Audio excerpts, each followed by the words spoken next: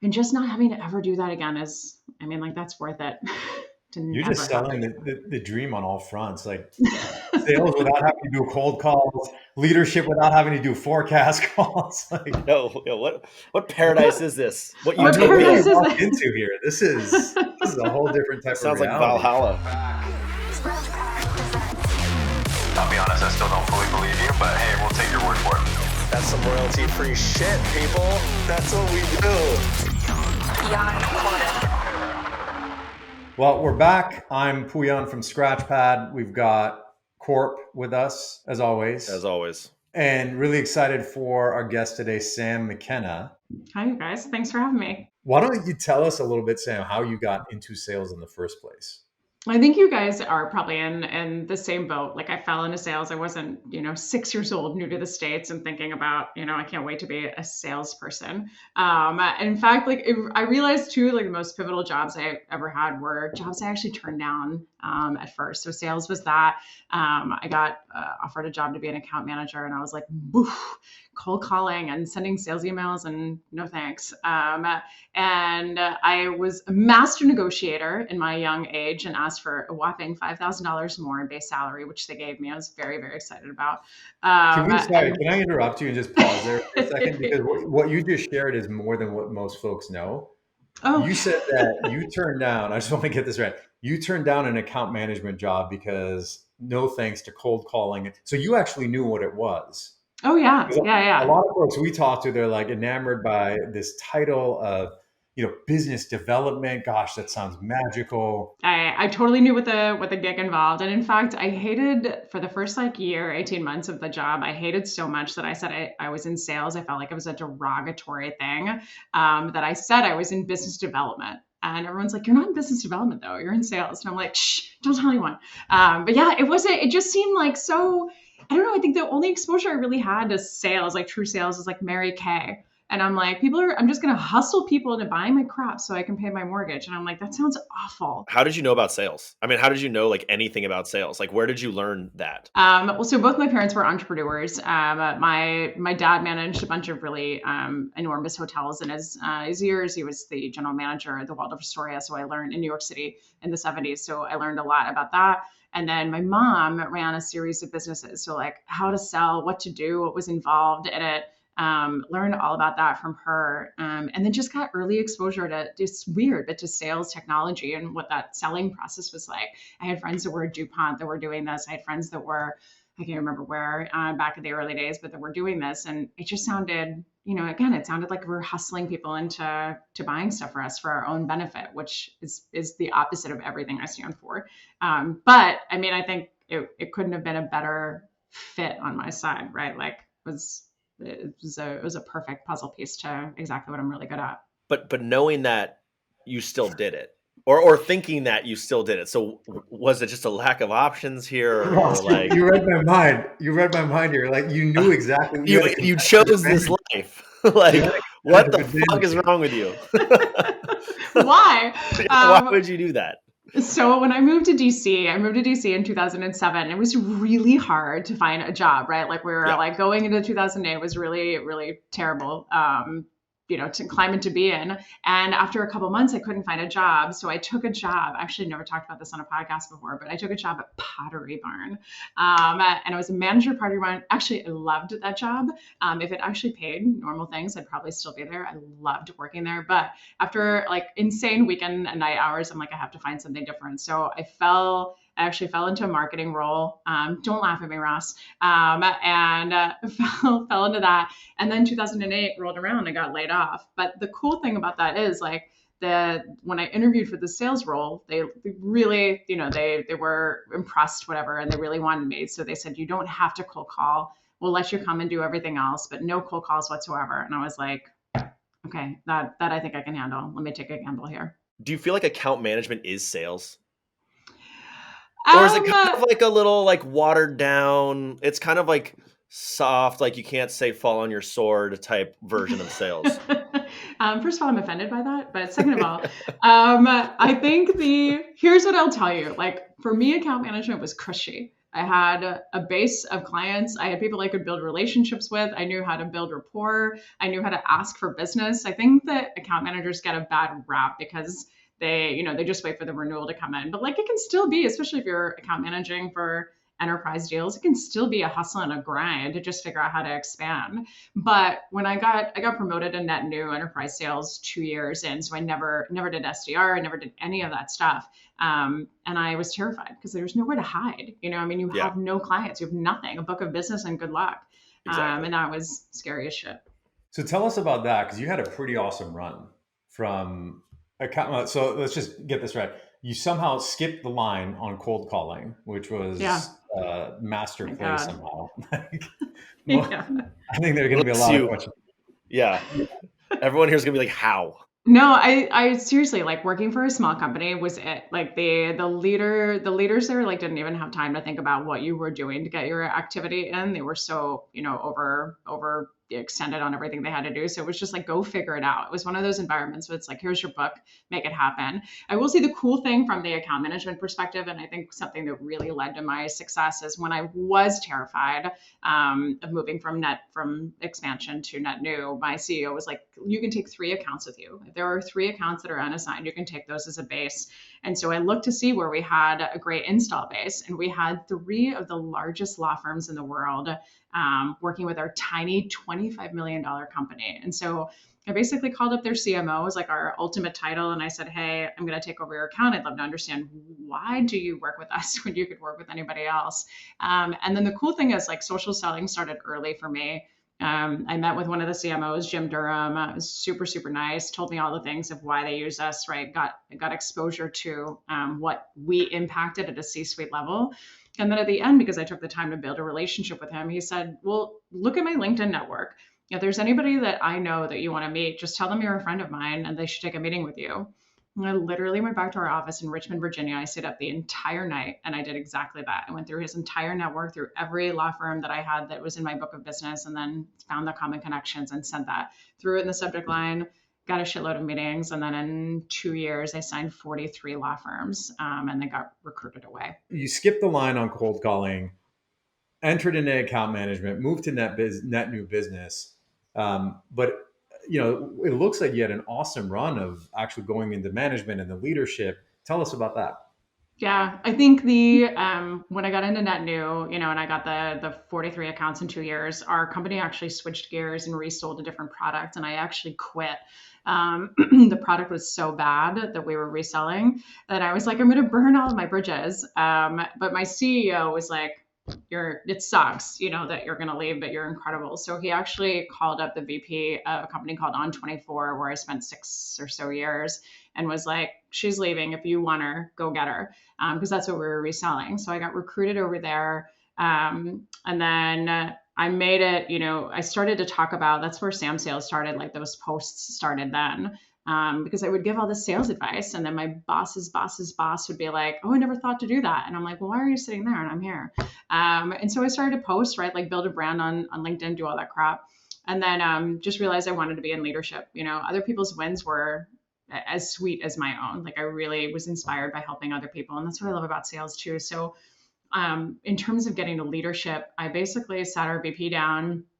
This was after the second year of, I think I finished first year at number 2, second year at number 1. And I was like, how do I get promoted? So like, what are your issues? Like, what are you trying to solve for?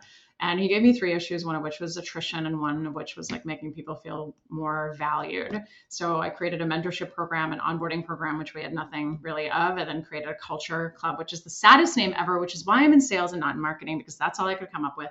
But it made impact. We tracked ROI, I got promoted, and then just kept, crushing our quota, bringing on people that made President's Club, made Rep of the Year, Rookie of the Year. I interviewed 50 people before I hired my first rep, Katie, who is now at Salesforce, and she obliterated everybody else because we just worked in tandem really well. And then is really loud on LinkedIn, really loud about LinkedIn Sales Navigator, and LinkedIn asked me to come do a testimonial. I peed my pants for a little bit with excitement, and then I was like, sure, and played it cool, much like when I got asked to be on this podcast. And then I went over there and basically fell off my stool with enthusiasm of the platform, and they're like, you should come work here. So I did. And then while I was at LinkedIn, I broke my 13th sales record. And I was just like, what can I do on my own? I wonder, I'm making a ton of money for everybody else. I wonder what I can do on my own. And so took this scary leap in the fall of 2019 to do that. I will say, like, pro tip, you cannot be an SDR for 6 months and then decide that you're going to release your own playbook or guide or a $199 system. You need some experience before you go out there. Can we talk about that for a while? You just crushed so many dreams right now, Sam. And triggered you both intensely. They all want me to come on their podcast. I'm like, oh my God, like, if I did every one of those podcasts, I would do nothing. How do you say no to that, Ross? You tell me, because I get this all day, every day. I'm sure you get it tenfold.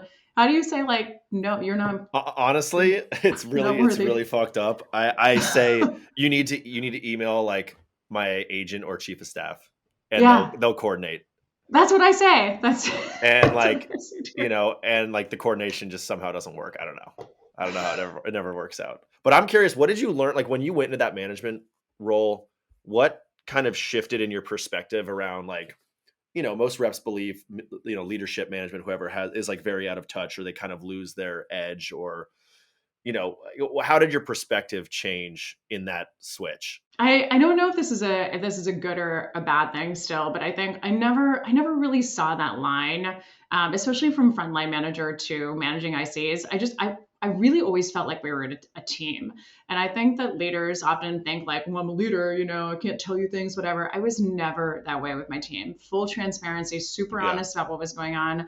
But I think like the other thing was, I think what made me different, and I posted about this today, like I was just pretty insubordinate. And what I mean by that, right, is like we've all been there, right? We have leaders who are like, give them a 50% discount to get it in by the end of Q3. And you're like, I'll see if it'll work. And then you absolutely don't do it because it's the worst strategy on the planet. That's basically what we did, left and right? Like that's how we always overperform, was by not listening to leaders that just didn't know how to do it.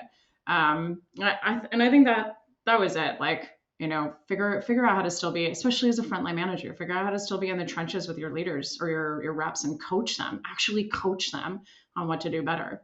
That's true. Most managers just kind of sit back. They react. They're much more reactive to, pipeline's not looking good. Oh, you're forecasting not exactly what I want to see. And then it's like, then they get involved. I think you've a lot of leaders who just like literally, and it's a lot of guys who were in sales for like 6 months. And then someone in leadership was like, you're not doing so well, but we think you'd make a great leader. And so they promote them to like manager, director, whatever. And I'm like, this person has no idea how to sell. The first time I was passed over for a promotion, it was for someone else who had been at the company for 3 years and had never once hit above 80% of his quota. Meanwhile, I had President's Club like the last 2 years. And I'm like, how did this happen? So you have leaders who don't know. They don't know how to sell. They don't know how to engage, right? Or you have leaders who are great at that, but they're not great at operational stuff. And I find that like the seller leader is really rare. The operational, like, here's your forecast and the run rate, is very common. But they like how to dazzle a client, how to actively listen, how to just give a shit about another human, seems to really lack. But I do want to get into working for yourself, Sam, because there is a lot of glamour that seems to surround that. And you've now done it. So maybe you can share what that was actually like. Full glamour. All I do is get facials all day. It is a grind, you guys. It's so much fucking work. But it's the best job you've ever had. I'll tell you, like when I started, the whole idea was I'm going to work part-time. I'm going to work 20 hours a week and I make half the money I made in SaaS. And like, that's enough for me. And that went out the window within a week. Right. And I signed a few clients, and then February of the next year. So we started in September, February of the next year, we hired our first person. And now we're an all women team of 14, 160 or so clients. So we've done okay for 3 years in business. But the thing that people don't think about is like, you don't set something up in a business and then let it sit. Like you're always revamping your website, your offerings, your pricing, your proposals, your pitch deck, all of the decks that you present, right? And then as a solopreneur, right, or as a solo salesperson, you are selling, you're managing, you're doing the finances, you're doing all of that. And then you have to do the work that you actually sold. So it's more work, than I've ever had in my life, but it's the best. And I think that's also how we grew. Like when I was at my desk for 12, 14 hours a day or working, 2 additional hours at night, I started to think like, what can I shove off my plate that doesn't need my brain, right? So finance is gone, just scheduling me, right? Like you were saying, Ross, gone. Yeah.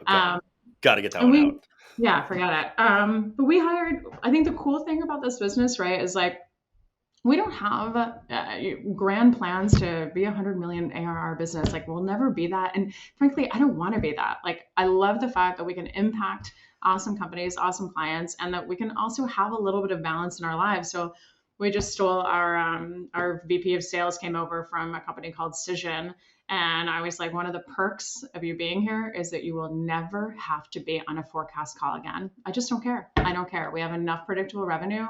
I don't need a forecast. I don't need to do any of that. I don't need to know whatever you've got. I just want to know how your deals are moving and what I can do to help accelerate them. And that's it.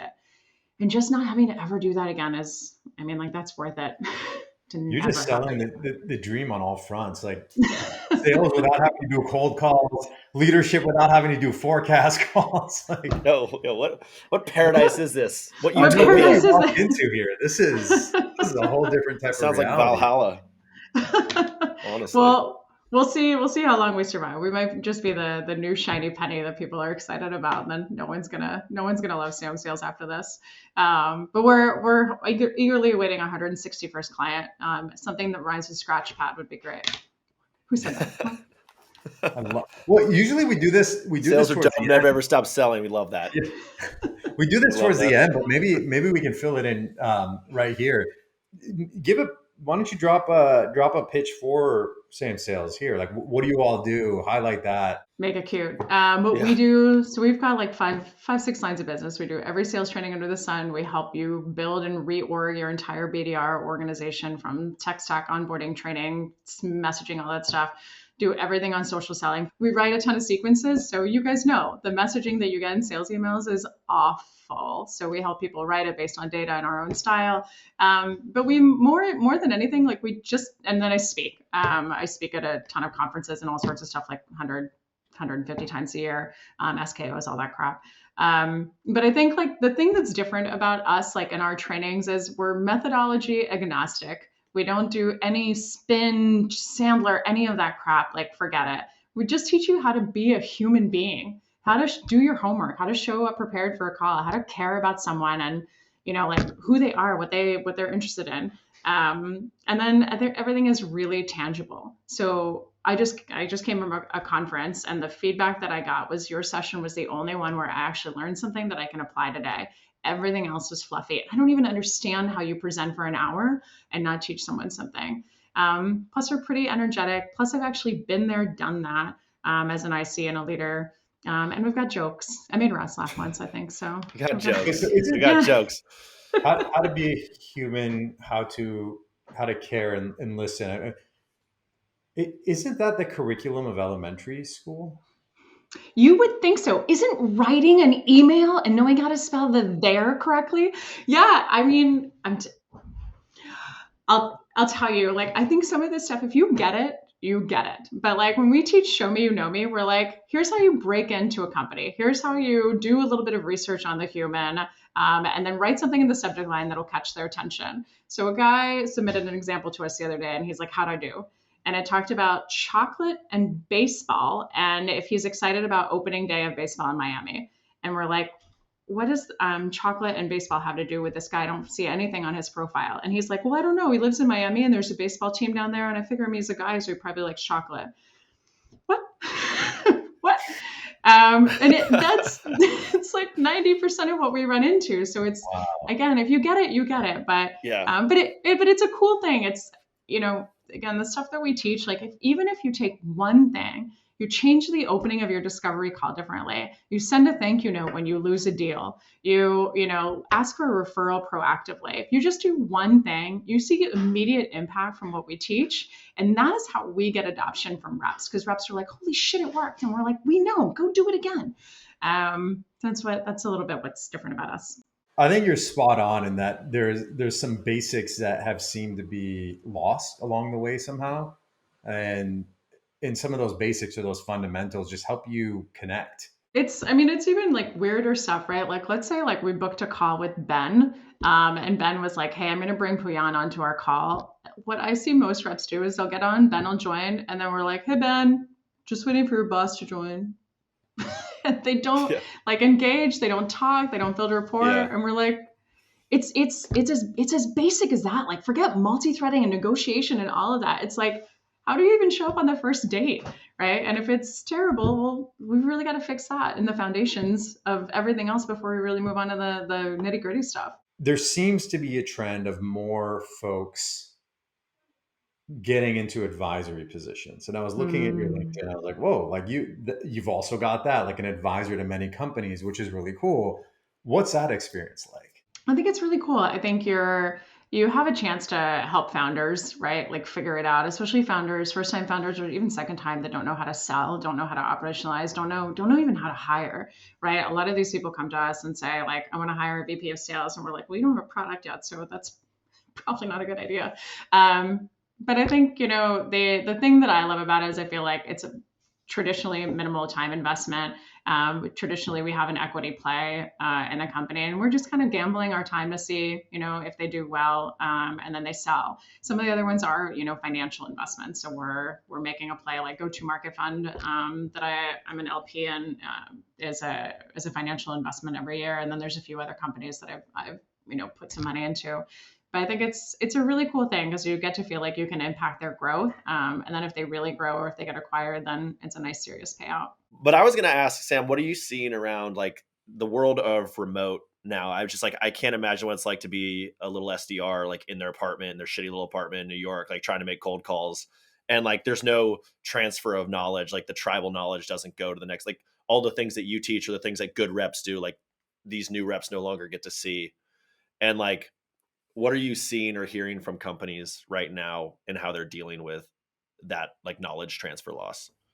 I think the biggest thing is how we're shadowing, and then also how we're thinking about these BDRs getting to like latch on to deals. So if you've got a BDR, right, like we're taking them through onboarding, we're taking them through all that training and everything. Hopefully we're spot checking them, we're helping, right, them continue to enable. But I think there's a critical inflection point for those BDRs, right? If they do show some success and they do show potential to be an AE, what are we doing to kind of help train them while they're remote, right? And that kind of middle ground space. So are we giving them a chance to go after, crack open an account, book that first discovery call, do all of that while they AE shotguns, right? I think that's a great opportunity to do knowledge transfer and also have that partnership, because then you can actually, before dropping this poor SDR into the hot water, give them a chance to go and ride this out on their own.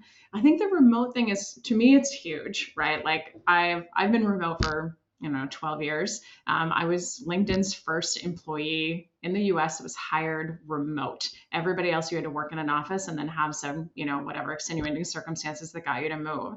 And I'll tell you, it was a tough fit, even being remote. Not the knowledge transfer thing, but people being like, why do you get to be remote? And I don't. I'm like, ooh. But I think like, I'm better than you. Next question. That's what I said. I don't know why they didn't like me. Listen, it's fine. You see that President's Club award right there? Yeah. You see these trophies? Yeah. But I think remote is where it's at. And, there's so many people who are arguing about that whole idea of like, we have to go back to the office, the knowledge transfer, things like that. I think if you make the baseline, we are going to be remote, work from wherever the hell you want to work. Here's where we have offices and support for you, or WeWork memberships, or whatever the hell it is, or come in to the office. We want you to come in twice a week. I think there was like an Adam Grant thing about that, like maximum 2 times a week is all you really need to have that knowledge transfer. I think you can build that in. We don't necessarily have to be together. And I'll tell you, like, our entire organization is remote. We have people from Hawaii all the way to Dublin and everything in between. And half of our staff is military and expat spouses, right? Like, they didn't know anything about sales. They didn't know anything about SaaS before they started, and we figured it out. You just have to have the right path to do it. What do you see? What do you think companies are failing that way, or? I think that most of them are failing, but I don't think I think many of them are trying, but I think there's more of a psychological and mental like issue more so than I think than it is the knowledge transfer. I think some of them can do a pretty good job of the knowledge transfer and the shadowing programs and the like, you'll see groups like sales teams all hop on the same Zoom, but like just be muted and kind of like be working together and like have those conversations. But I think it's just, for me, I want to be like, if I'm going to fail, like I want to fail around my friends who are also failing. It feels way more okay, since sales is like mostly a game of failing, and it's harder. It would be much harder. And I'm just speaking purely for myself, to stay motivated, like ripping 80 dials here by myself. Yeah. In your apartment, for sure. And especially new in your career. But it's like, what to do beyond that, right? Because like nobody wants to do the Zoom happy hour. Oh my God, nobody wants to do the Zoom happy hour. And so how do you stay connected? How do you keep them motivated while also giving them, the freedom to do the stuff they're supposed to do every day?